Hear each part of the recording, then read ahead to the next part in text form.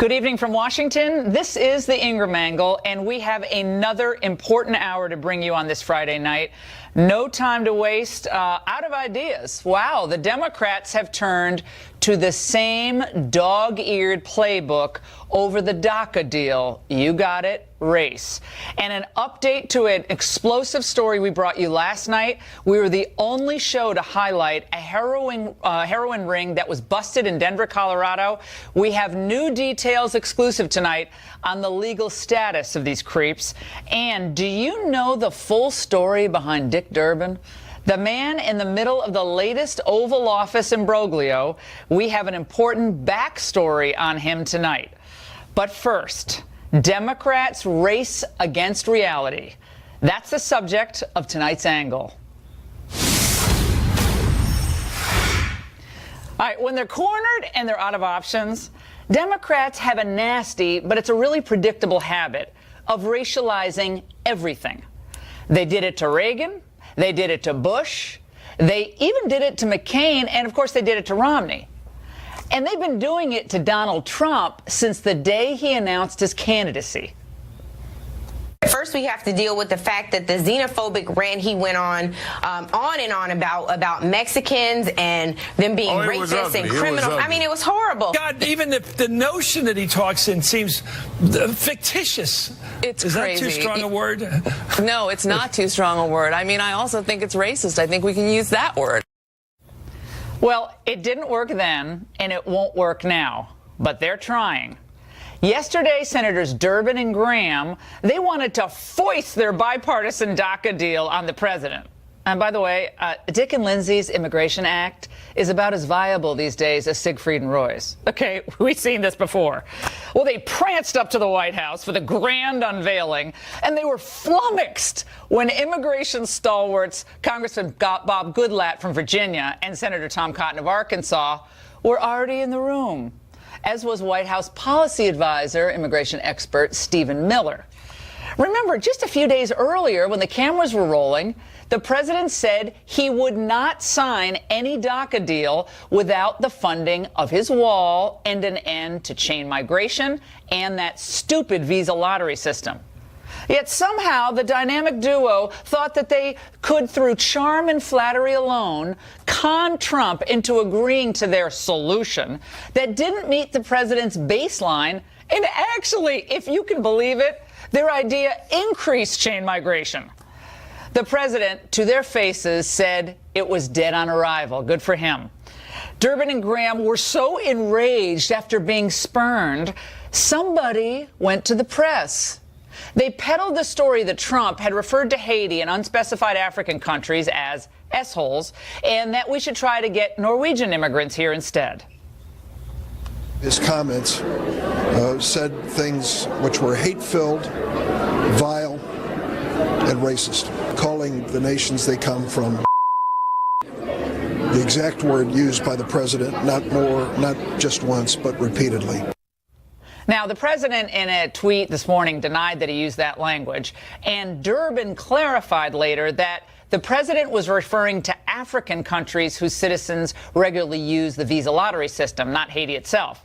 Now, setting aside the alleged remark for a moment, would you describe any of these countries as Shangri-La? I mean, if people there were living in Club Med, they wouldn't be trying to crash our borders. And I think it's important, don't you think, at this point, after all the verbiage, to take a look at some of the real facts about a few of the countries that can't keep their own people from leaving. Now, let's begin with El Salvador, a country I've been to many times that I've known very well for the last 30 years. Its capital has the highest murder rate in the world. Somalia, well, guess what? It's one of the largest state sponsors of terrorism, has one of these, is a safe haven for terrorists across the globe. And then, of course, Sudan. It's one of the 4 countries on the U.S. state sponsors of terror list, in addition to a lot of other bad facts. Now, I would not have called these countries what the president did, but they are rank with corruption, repression, and, of course, it's obvious, isn't it, that they offer their citizens little hope of a better life. In other words, they're hellholes. But for the Democrats and their media allies, who are forever feigning an affinity for the third world, facts don't matter. After all, race baiting the president is so much more fun. The president is a white supremacist. That is absolutely racism with steroids. The president of the United States is racist. We voted for a racist. They're not whole countries. For one, Donald Trump isn't their president. We have in the White House someone who could lead the Ku Klux Klan, somebody who could be the leader of the neo-Nazi. When it came to the issue of, quote, chain migration, I said to the president, do you realize how painful that term is to so many people?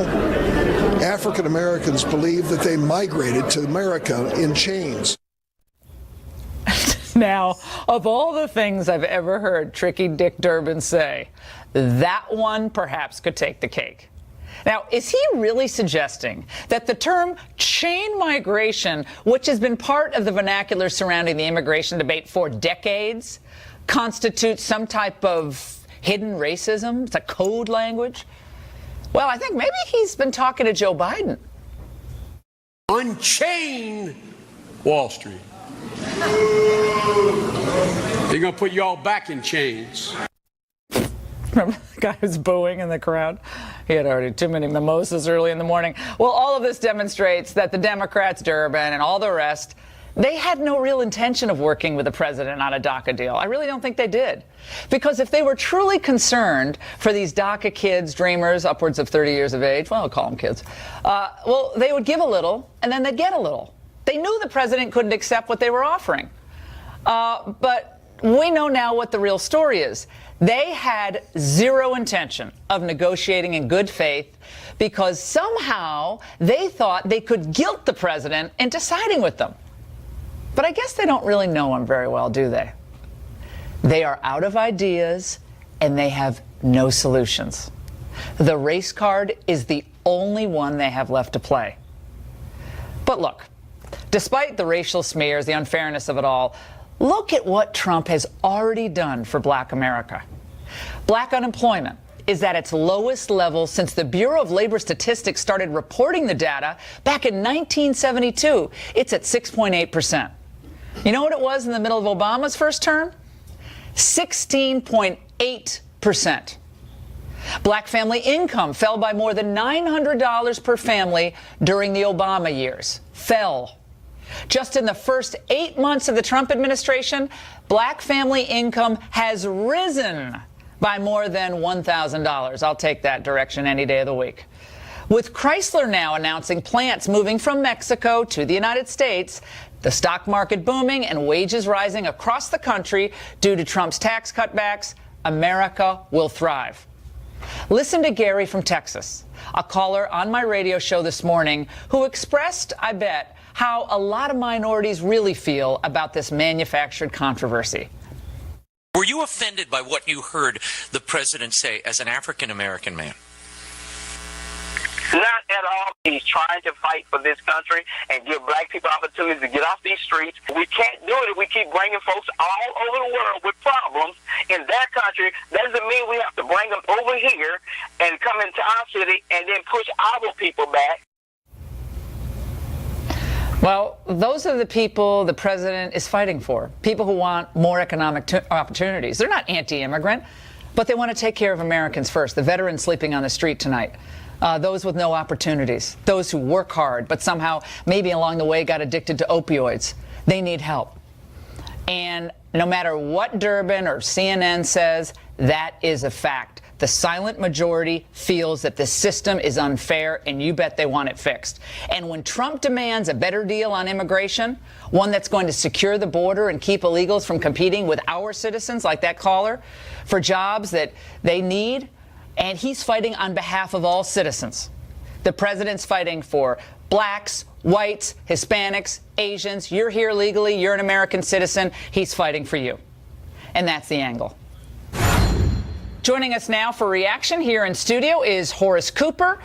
He's a co-chair of Project 21. And in studio is also Garland Nixon, of course, a liberal radio talk show host. Love everybody's perspective. And in Phoenix is Kevin Jackson, a radio talk show host and Fox News contributor. Great to see all of you. All right. Horace, let me start with you.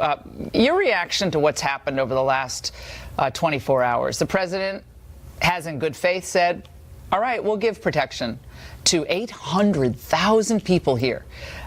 They were brought illegally, most of them, of course, of children. And he said, but these are the things we need. These are the things that I campaigned on, we've got to do. And then you saw what happened.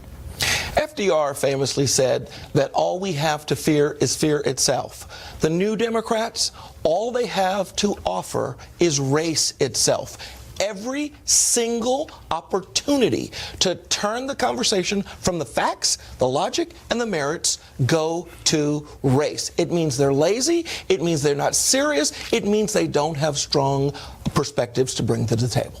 Garland?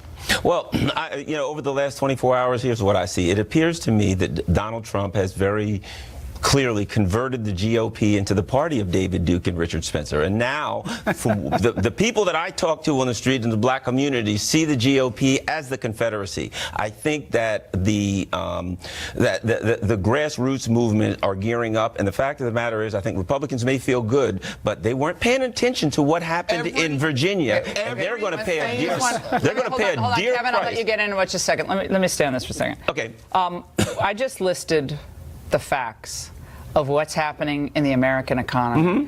Real dollars in the pockets of real Americans. They desperately need. They need help. They need hope. They need opportunity.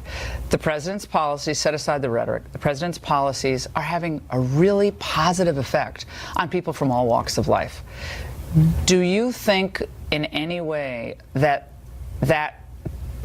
means that the president cares, or you think he's just doing it for what reason? Well, here's what I think. I think these numbers are being skewed for this reason. Because, for this reason, there's an invisible man. His name's George Bush. The politics in our economy did not start when Barack Obama became president. They got wiped out when Barack Obama became president, and he had to try to fix what the GOP screwed up before. And now, because he walked into a mess. Let's get Kevin. Okay, I want to get back to you, but Kevin, your perspective on this, and we'll get into some of the examples of what other presidents have said that might be a little bit off color, even about other countries. Go ahead. Well, thanks for taking off my shackles, Laura.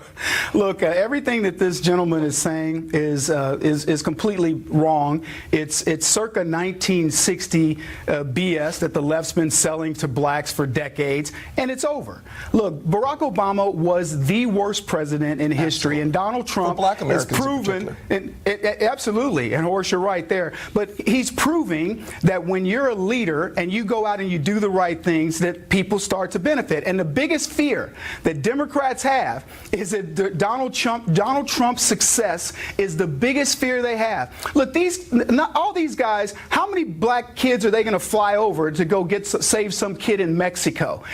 Let me tell you, the Congressional Black Circus, which is what I call them, they have no care whatsoever for the black communities that they serve. They have underserved these communities for decades, and then you get the people like this gentleman to come on and act as if they care about them. They don't care about them. And Donald Trump's doing the things, and you listed all the things, Laura, when you were in the opening, and they want to overlook these. It's ridiculous.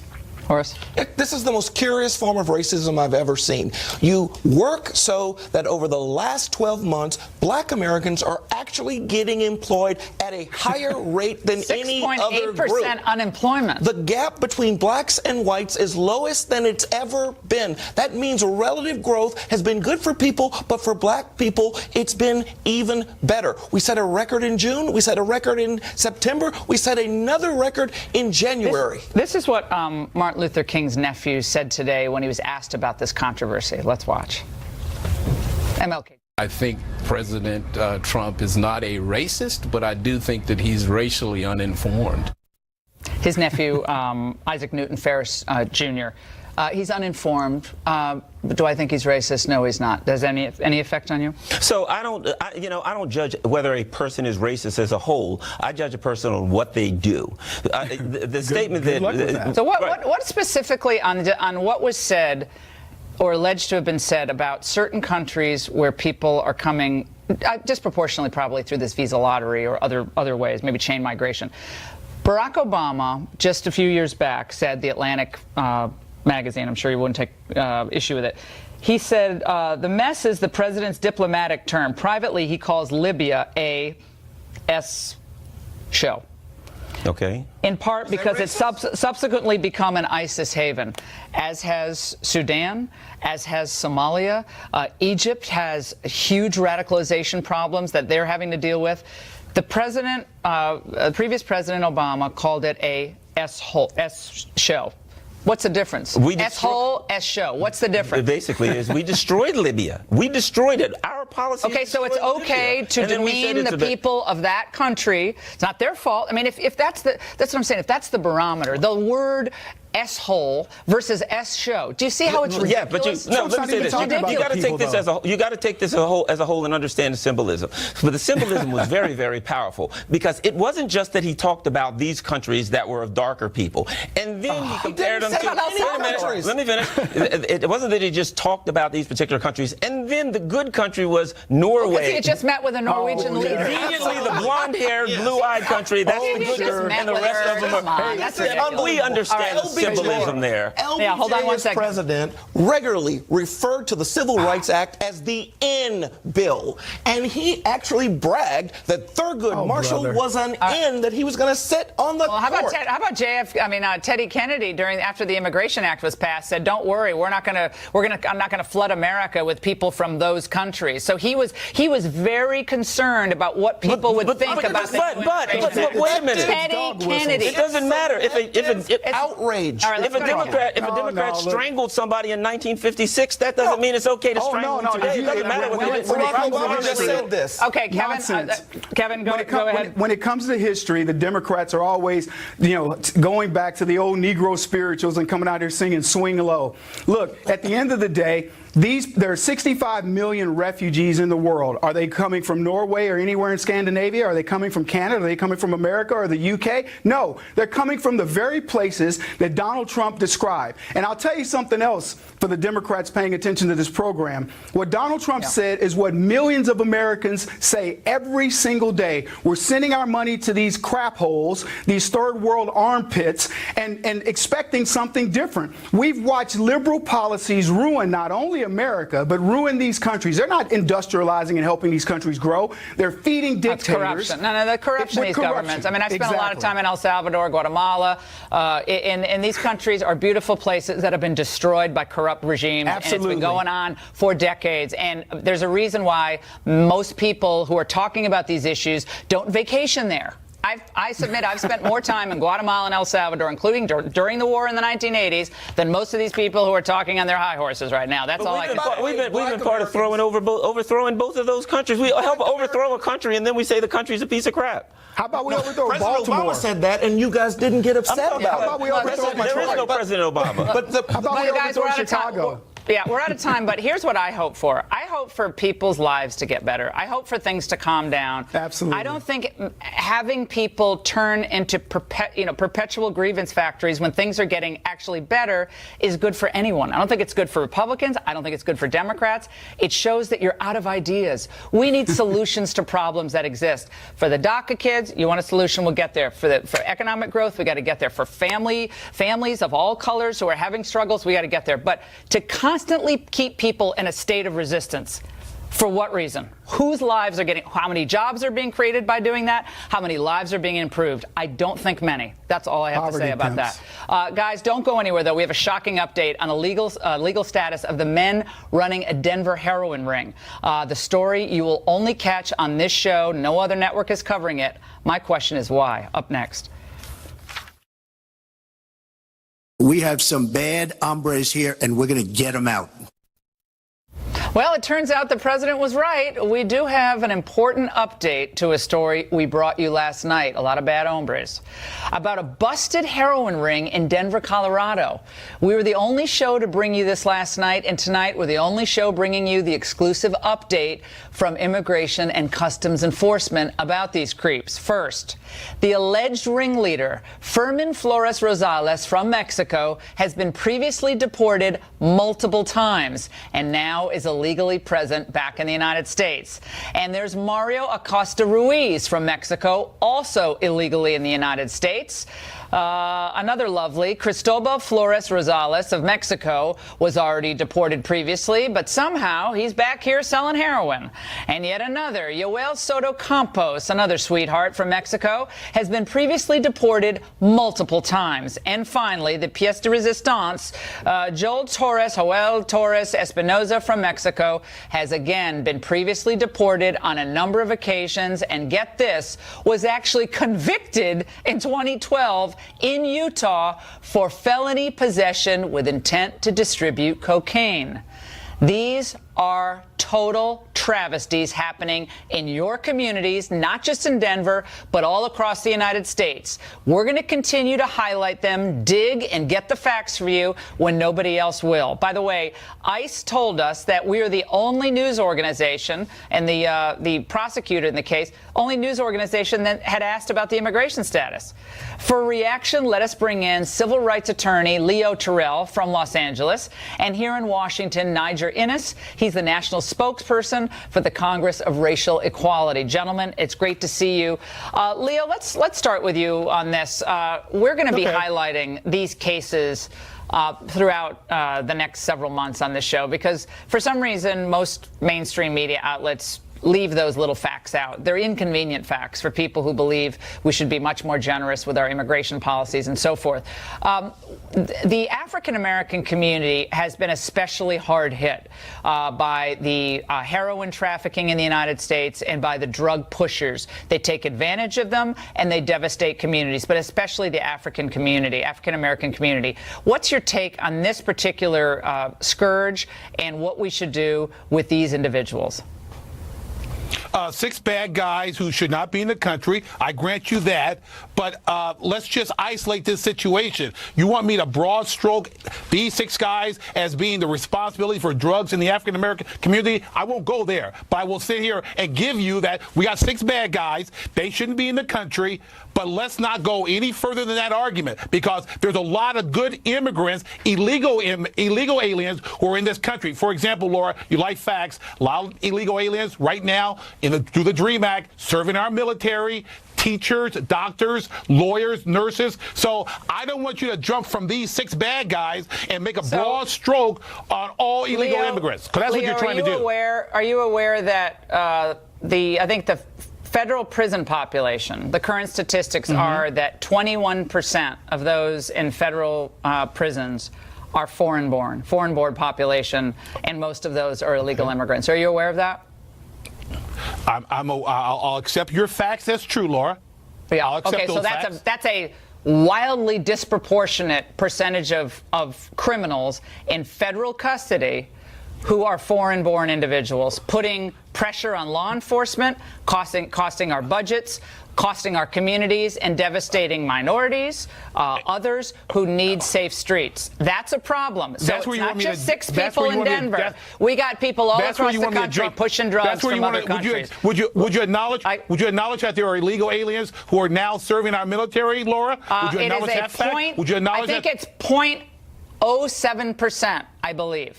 And look, if you want to have those individuals get a fast track to citizenship, I'm all for it. They're DACA kids. They're not illegal immigrants. They were DACA kids given temporary status. Niger, I want to go to you this because that's the line that you always hear every time you bring up a scourge of drugs, murders, abuse of children. They always say, yeah, but other people do that too. Or there are good people. Of course there are good people who are illegal immigrants. Absolutely. Sure. But if one American of any background is brutalized at the hands of an illegal immigrant who shouldn't be here, whose fault is that? That's right. The victims? Certainly not.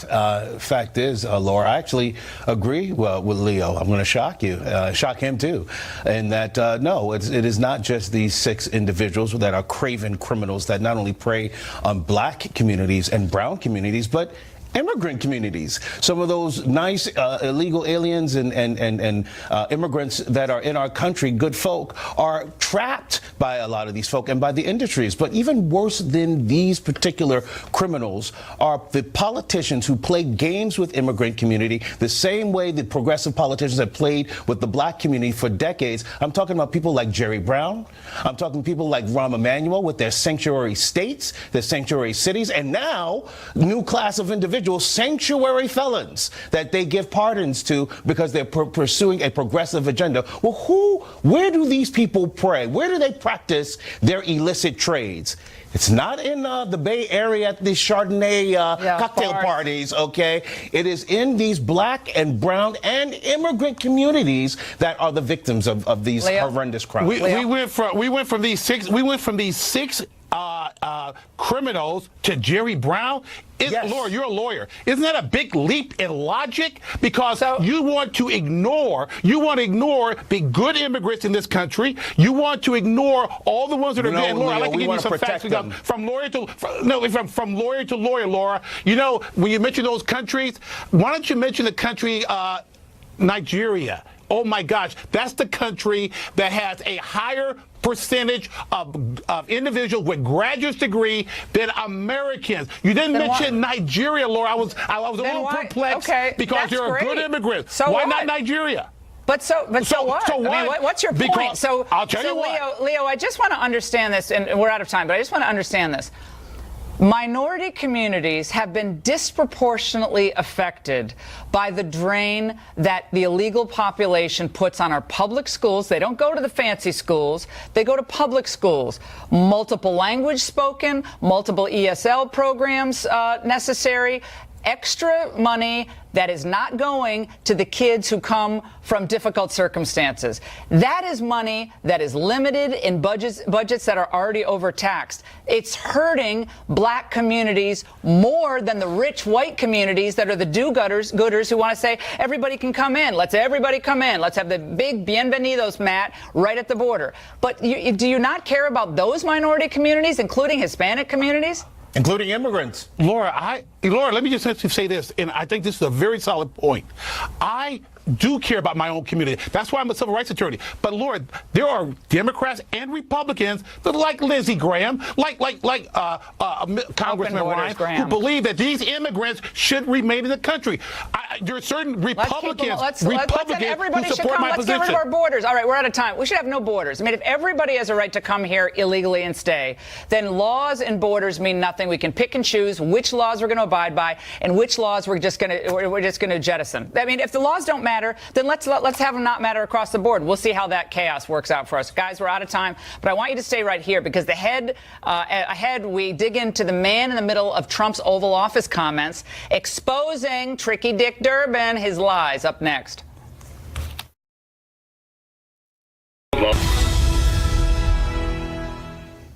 All the focus is on the president's remarks about S-hole countries, but one simple question. Can we really trust anything said by Senator Dick Durbin? Come on. Even the Obama White House called out Durbin for inventing a quote denying the Democrats' claim in 2013 that a GOP House leader told the president, quote, "I can't even stand to look at you," close quote.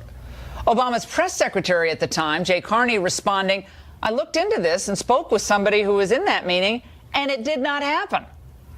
And here's a look back at another shocking statement from the Illinois senator. If I read this to you and didn't tell you that it was an FBI agent describing what Americans had done to prisoners in their control, you would most certainly believe this must have happened by Nazis, Soviets in their gulags, or some mad regime, Pol Pot or others. For reaction, let's bring in former Republican Congressman and House Oversight Committee Chairman Jason Chaffetz from Utah, and in Atlanta, Georgia, former Obama Regional Campaign Director Robin Biro. Robin, let's start with you on this. I remember back in 2005 that Dick Durbin comment about our troops, because my producer at the time, Lee Habib, was watching, I think it was C-SPAN, I think it was at night, and he calls me and he said, "Did you just hear what Dick Durbin said?"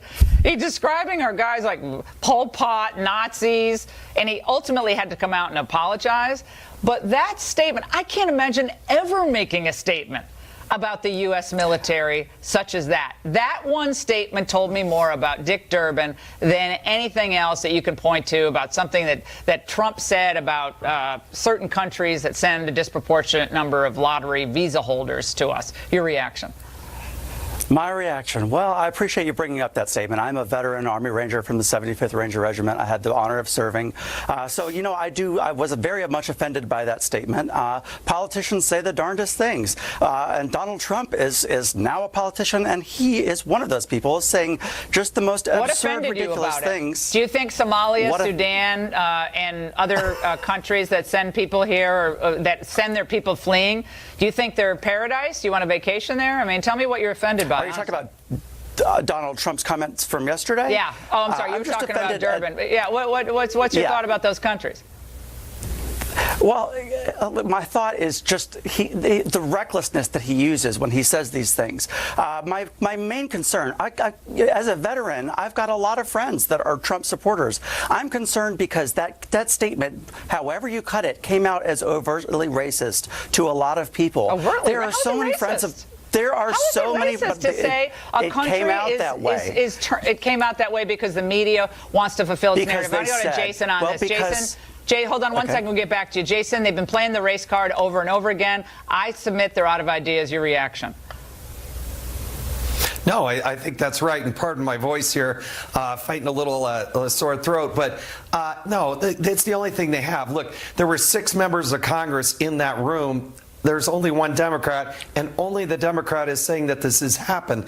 And I think it's highly suspect when Dick Durbin, who has a history of doing this, I mean, he said he used this card on Republicans before, was absolutely wrong. And I think it was a German philosopher, Nietzsche, who said, "I'm not upset that you lied to me. I'm upset that I can never trust you again." And that's the reputation that Dick Durbin has earned in this situation. And it's just absolutely wrong what he's saying when the president is saying, no, that didn't happen. Oh, and all the great results for the African-American community as well. Gentlemen, sorry the segment's short, but by the way, Trump is defying the experts again. The latest great news for the economy, as well as the latest hypocrisy from the Hollywood Me Too crowd. Up next.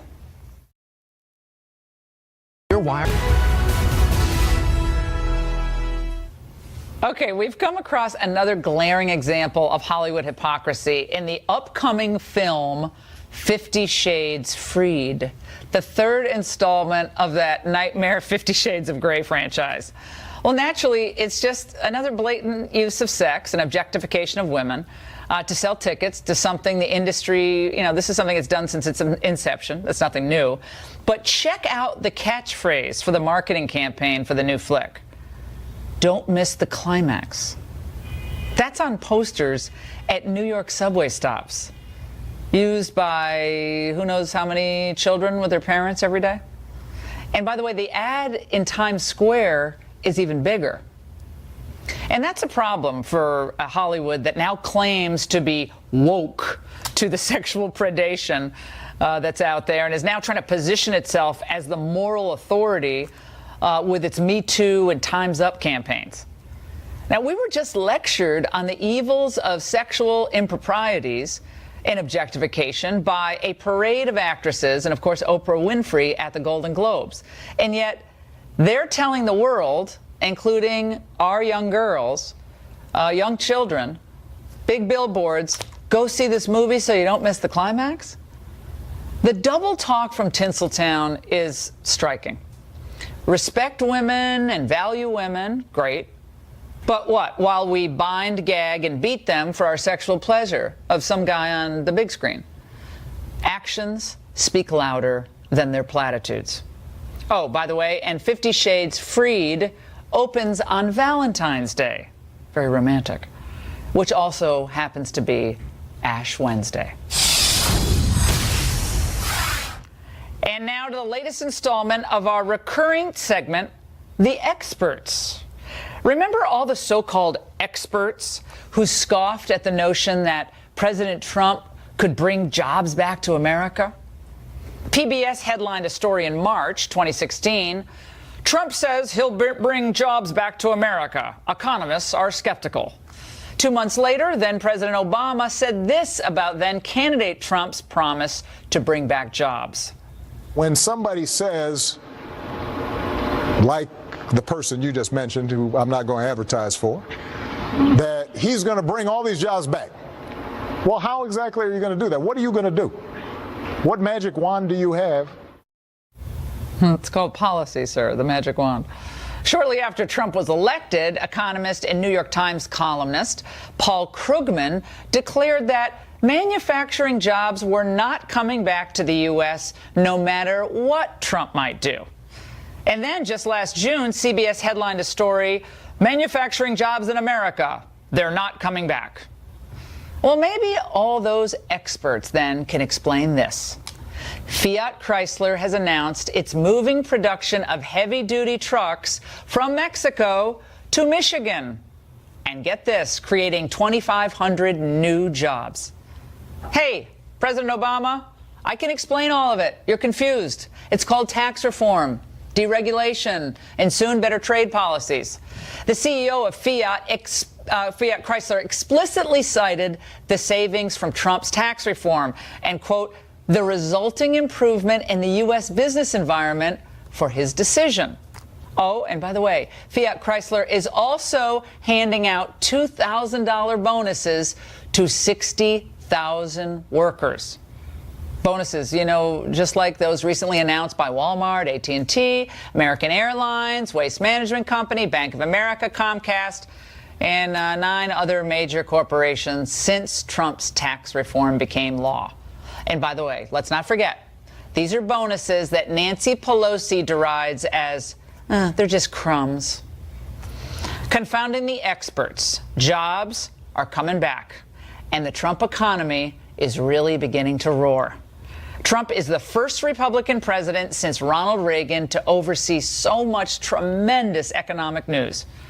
And he did it without a magic wand.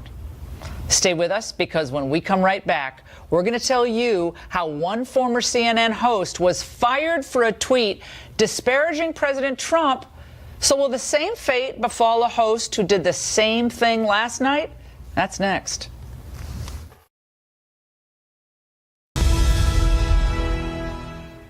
Here's a simple question. Is CNN somehow anti-Muslim? Is that fair to even ask that question? Well, how else would you explain this? The network fired Islamic religious scholar Reza Aslan for calling Trump a piece of S on Twitter. On Twitter, mind you. So why no real reaction from CNN anchor Chris Cuomo for essentially doing the same thing last night on TV? The president is just showing you who he is. This is who he is, okay? We sum it up in a word, okay? There it is. This is the gift that he decided to give the American people. Well, he wrote the word S-hole, and he's a lefty in more ways than one. Here to react is Fox News contributor, my friend, best-selling author, radio host extraordinaire, Tammy Bruce in New York. Tammy, I'm a Southpaw also, so not all of us. Yes, indeed. I've not written that word yet today, so. Very creative then, left-handed. It's very creative. So, Tammy, that Reza Aslan axed on Twitter, Chris Cuomo does it on his show, and no big deal. Well, look, and not even by the end of the day yesterday, Laura, CNN had said it 36 times in relationship, of course, to the president. So that was one of the more mundane ways of doing it. But it was remarkable. I guess if you had the sound down, Chris Cuomo wanted you to at least know what he was saying, right? But this is what's remarkable, and you really put it well in your previous segment. This is a meltdown of epic proportions. It's fabulous to watch. It's hysterical. I mean, this is a reaction to the extraordinary economic news. They know that Americans' lives are better, and as a result, I mean, Alison Camerata earlier in the day also broke down in tears. Weeping. This is so far beyond the Edward R. Murrow days and Walter Cronkite. This is what they're doing. Look, CNN is doing badly in the ratings. There's a reason. I don't think audiences, liberals or conservatives, they don't want to be treated as though they're children. And that's what you see there at CNN. Now, of course, Chris Cuomo is fine. There clearly was a network, at least discussion or guidance that this was acceptable because everyone was doing it. It's disgusting. Yeah. It's disgusting and it's disrespectful. And if you said anything like that about Barack Obama, forget it. You'd never work again. Remember when that Joe Wilson, that congressman, yelled out, "You lied"? Just lie. Yeah. They went crazy when he did that. I want to play something for you. This is, speaking of Haiti, we're mentioning these countries that send people fleeing their shores because they're so corrupt. Right. We went down. One of our producers, Kayvon Ashari, went down to Little Haiti today in New York and asked about Trump versus Clinton and who would be better. Let's watch. Is Donald Trump worse or is Hillary Clinton worse for Haiti? Hillary Clinton is worse. Why?